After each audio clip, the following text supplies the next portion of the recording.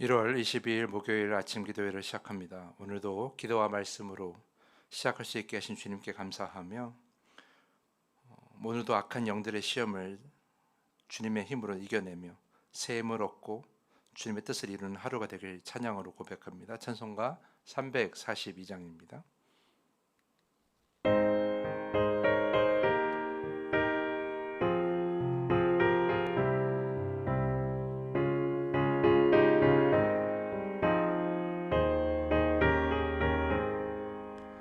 너 시험을 당해 죄 짓지 말고 너 용기를 다해 곧 물리치라.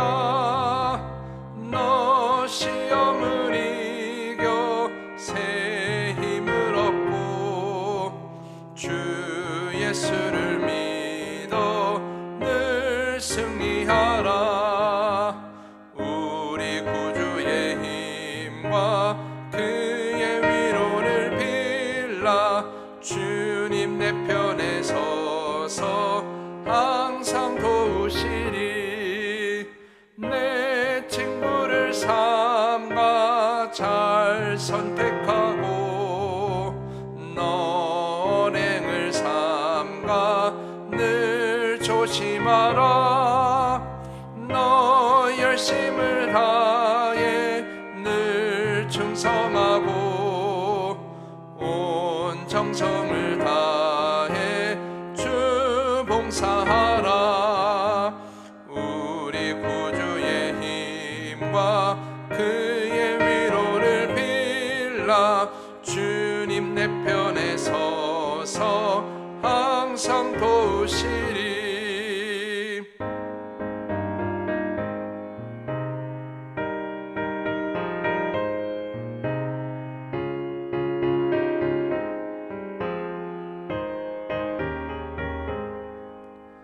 잘 이기는 자는 상 받으리니 너 낙심치 말고 늘 전진하라. 내 구세주 예수 힘 주시리니 주 예수를 믿어 늘 승리하라. 그의 위로를 빌라. 주님 내 편에 서서 항상 도우시리.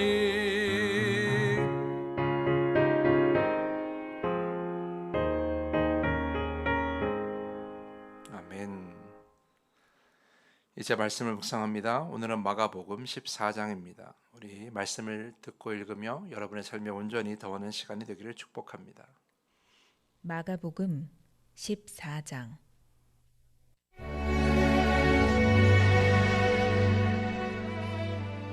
이틀이 지나면 유월절과 무교절이라.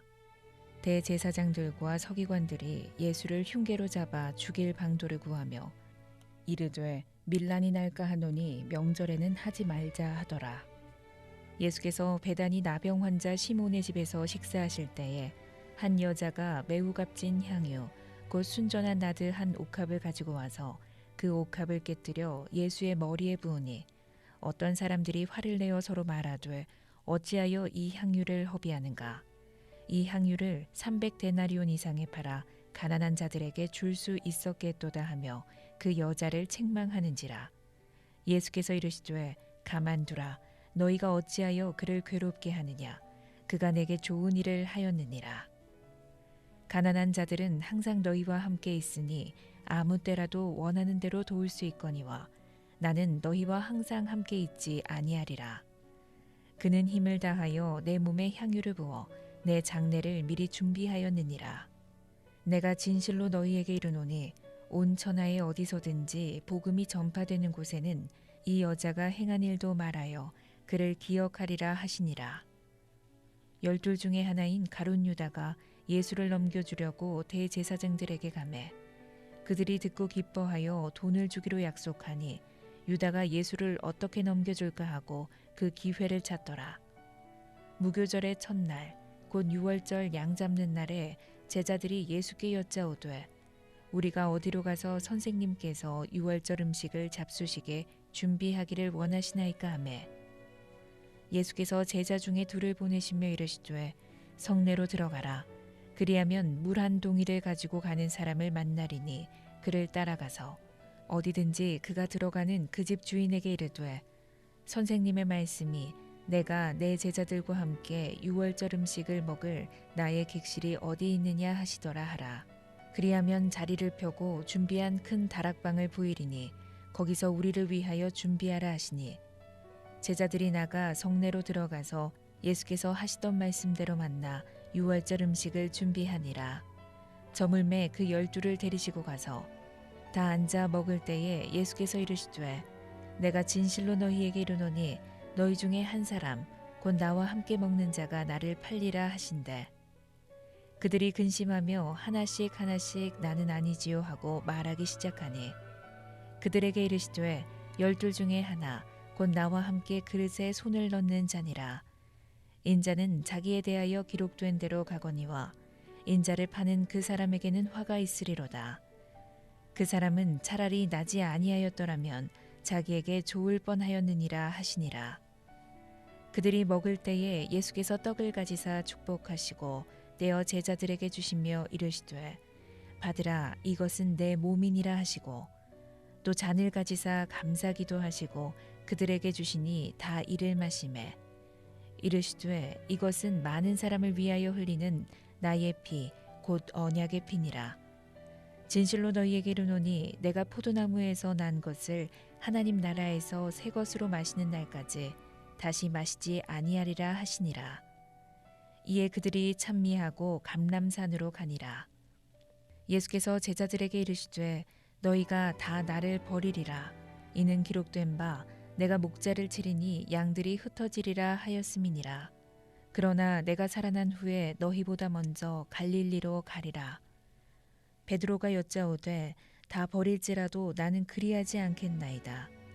예수께서 이르시되 내가 진실로 내게 이르노니 오늘 이 밤 달기 2번 울기 전에 내가 3번 나를 부인하리라. 베드로가 힘있게 말하되 내가 주와 함께 죽을지언정 주를 부인하지 않겠나이다 하고 모든 제자도 이와 같이 말하니라. 그들이 겟세마네라 하는 곳에 이르매 예수께서 제자들에게 이르시되 내가 기도할 동안에 너희는 여기 앉아 있으라 하시고 베드로와 야고보와 요한을 데리고 가실새 심히 놀라시며 슬퍼하사 말씀하시되 내 마음이 심히 고민하여 죽게 되었으니 너희는 여기 머물러 깨어 있으라 하시고 조금 나아가사 땅에 엎드려 될 수 있는 대로 이때가 자기에게서 지나가기를 구하여 이르시되 아빠 아버지여 아버지께는 모든 것이 가능하오니 이 잔을 내게서 옮기시옵소서. 그러나 나의 원대로 마시옵고 아버지의 원대로 하옵소서 하시고 돌아오사 제자들이 자는 것을 보시고 베드로에게 말씀하시되 시몬아 자느냐 내가 1시간도 깨어 있을 수 없더냐 시험에 들지 않게 깨어 있어 기도하라. 마음에는 원이로되 육신이 약하도다 하시고 다시 나아가 동일한 말씀으로 기도하시고 다시 오사 보신즉 그들이 자니 이는 그들의 눈이 심히 피곤함이라. 그들이 예수께 무엇으로 대답할 줄을 알지 못하더라.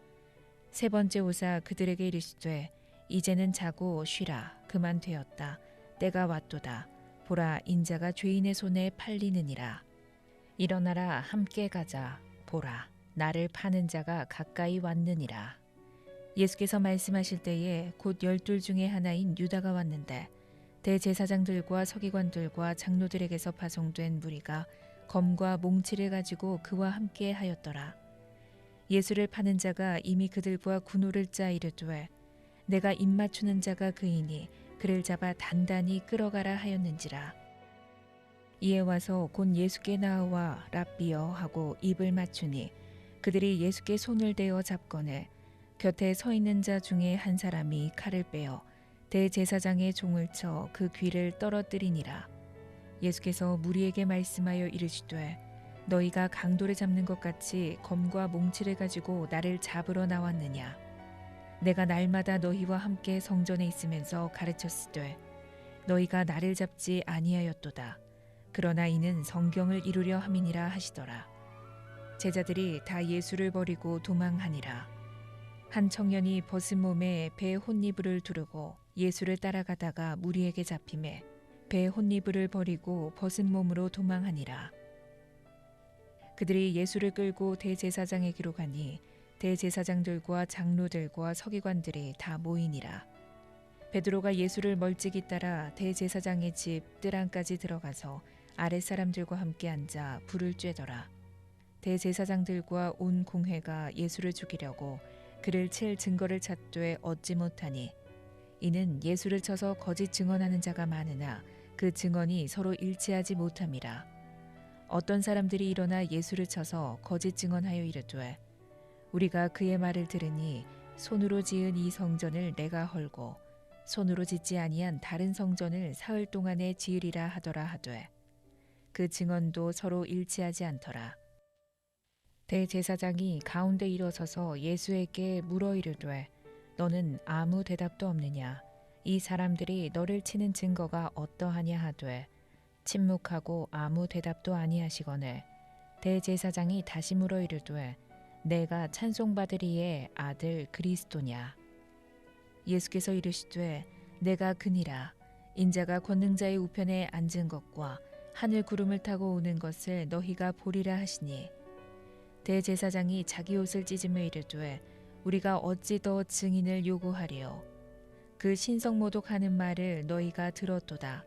너희는 어떻게 생각하느냐 하니 그들이 다 예수를 사형에 해당한 자로 정죄하고 어떤 사람은 그에게 침을 뱉으며 그의 얼굴을 가리고 주먹으로 치며 이르되 선지자 노릇을 하라 하고 하인들은 손바닥으로 치더라. 베드로는 아랫뜰에 있더니 대제사장의 여종 하나가 와서 베드로가 불 쬐고 있는 것을 보고 주목하여 이르되 너도 나사렛 예수와 함께 있었도다 하거늘 베드로가 부인하여 이르되 나는 내가 말하는 것이 무엇인지 알지도 못하고 깨닫지도 못하겠노라 하며 앞뜰로 나갈새 여종이 그를 보고 곁에 서 있는 자들에게 다시 이르되 이 사람은 그 도당이라 하되 또 부인하더라. 조금 후에 곁에 서 있는 사람들이 다시 베드로에게 말하되 너도 갈릴리 사람이니 참으로 그 도당이니라. 그러나 베드로가 저주하며 맹세하되 나는 너희가 말하는 이 사람을 알지 못하노라 하니 닭이 곧 두 번째 울더라. 이에 베드로가 예수께서 자기에게 하신 말씀 곧 닭이 두 번 울기 전에 내가 세 번 나를 부인하리라 하심이 기억되어 그 일을 생각하고 울었더라. 아멘. 아멘. 이제 우리 삶에 대한 말씀을 깊이 묵상하는 시간을 잠시 갖겠습니다.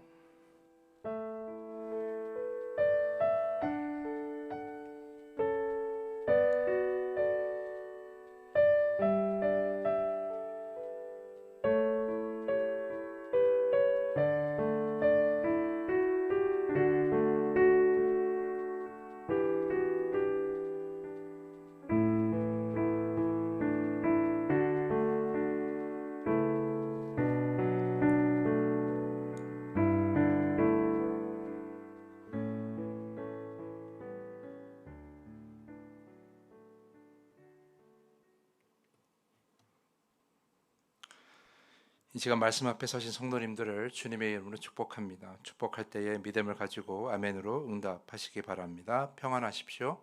성령 충만하십시오. 오늘 이 시간 말씀과 기도의 시간을 통하여서 상황에 따라 흔들리는 그런 약한 믿음이 아니라 언제 어디서나 굳건한 믿음을 가질 수 있기를 간절히 축복합니다.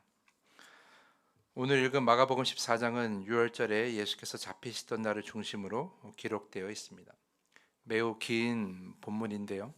대부분의 본문이 다른 복음서와 중복되는 내용인데 단 한 가지 이야기만 마가복음에만 기록된 내용이 있어요. 바로 51절과 52절 말씀이죠. 한 청년이 벗은 몸에 배 혼니부를 두르고 예수를 따라가다가 무리에게 잡히매 배 혼니부를 버리고 벗은 몸으로 도망하니라. 이 말씀은 바로 앞절 50절과 연관되어 있습니다. 예수께서 잡히셨을 때 제자들은 예수를 다 버리고 도망갔다고 50절에 기록하고 있거든요. 그리고 나서 바로 51절에 한 청년이 벗은 몸에 배 혼니부를 두르고 그 붙잡힌 예수를 따라가다가 무리가 잡으려고 하니까 그 혼니부를 버리고 도망간 것입니다. 이 청년이 누구인지는 명확하게 알 수 없습니다. 그것을 우리가 알 필요도 없어요. 여기서 중요한 것은 이 청년은 예수를 버리고 도망간 제자들과 다르게 그래도 예수를 따라가려고 했다라는 거예요. 제자들보다 더 나은 믿음을 가지고 있었죠. 하지만 결국은 도망가게 됩니다. 제자들보다 좀 나은 믿음을 가졌다라고 생각할 수는 있지만 그러나 그 믿음이 너무 약해서 다른 제자들과 결국 같은 모습을 보여주게 된 것이죠.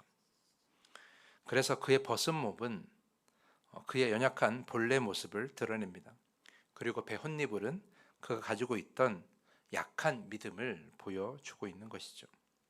어쩌면 그 청년은 스스로 강한 믿음을 가지고 있다고 생각했을지 몰라요.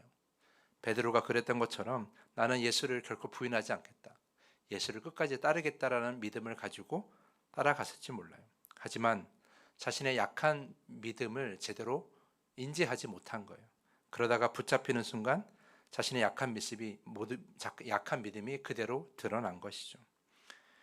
배 혼니불을 던져버리고 도망갔다라는 것은 그 믿음, 그 약한 믿음을 스스로 던져버린 것입니다.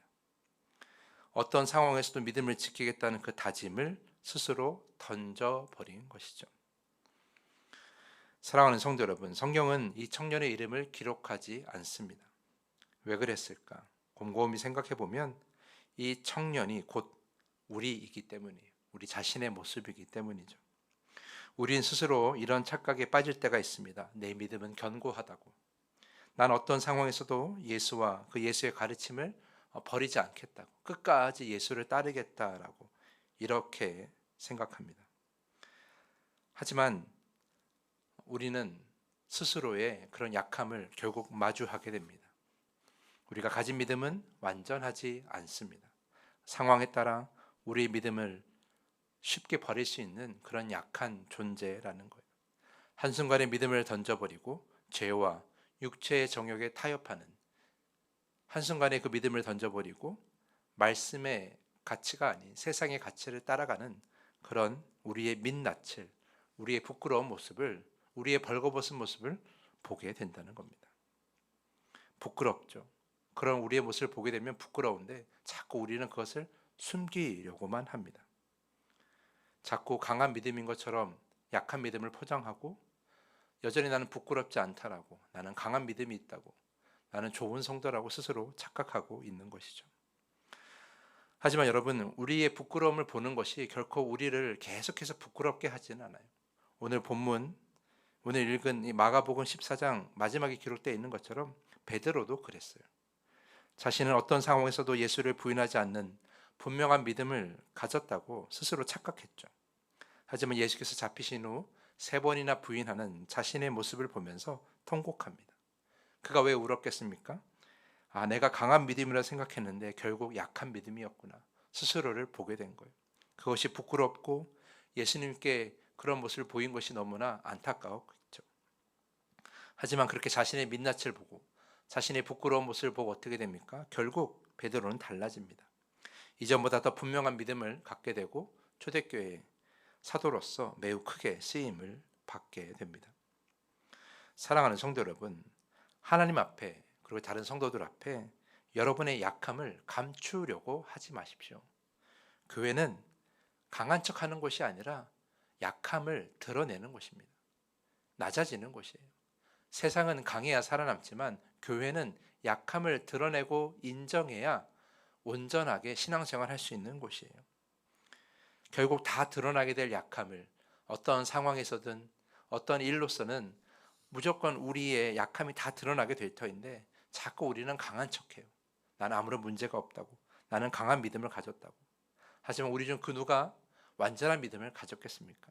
차라리 자신의 약한 모습을 인정하고 그 약함이 드러날 때 하나님께 자비와 긍휼을 구하는 것이 더 낫다는 거예요.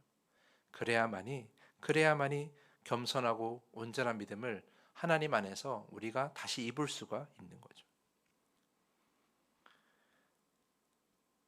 베드로가 그랬고 어쩌면 오늘 맨몸으로 도망간 청년도 그 뒤에 다시 강한 믿음을 입고 예수님을 온전히 따랐을 수도 있어요. 사랑하는 성도 여러분, 저는 더함교회에 약함이 없는 성도가 필요하다고 생각하지 않습니다. 더함교회의 완전함은 정말 완전한 성도가 있어야만 이루어진다고 생각하지 않습니다. 누구나 다 약하고 죄가 있는데 그런 성도를 찾는 것은 매우 어리석은 거죠. 대신 약함이 있어도 자신의 약함을 인정하고 그 부끄러워 민낯을 인정하는 그런 성도를 찾습니다. 약한 믿음을 강한 믿음인 척하지 않고 자신이 가진 약한 믿음을 인정하는 성도가 우리 교회에 필요하다라는 거예요. 그런 진정한 겸손한 성도가 이 교회를 건강하게 하는 거죠. 강한 척하는 성도는 믿음이 강한 척하는 성도는 이 교회를 너무 힘들게 하게 되고 약하게 만든다라는 거예요. 하나님을 의지하고 하나님 안에서 강한 믿음을 점점점 만들어가는 그런 교인이야말로 이 교회를 온전하게 한다라는 거죠. 그러니 여러분, 저는 간절히 소망합니다. 여러분 모두가 그렇게 약함을 인정하고 약함을 인정하면서 하나님의 힘을 얻고 하나님의 힘을 얻으면서 강한 믿음을 갖는 여러분 모두가 되기를 간절히 소망하면서 오늘 말씀을 마치겠습니다. 이 시간에 더 깊은 기도의 시간으로 나아갑니다. 약한 믿음을 강한 믿음이라고 착각하는 교만한 마음을 떠나게 하옵소서. 약함과 죄악, 자신의 부끄러움을 인정하고 주님 앞에 자비와 긍휼을 구하게 하옵소서. 그렇게 온전한 믿음을 이루게 하옵소서. 이렇게 기도하기를 부탁을 드립니다. 주기도문을 고백한 후에 더 깊은 기도의 시간으로 나아갑니다. 하늘에 계신 우리 아버지여, 이름이 거룩히 여김을 받으시오며 나라가 임하시오며 뜻이 하늘에서 이루어진 것 같이 땅에서 또 이루어지이다.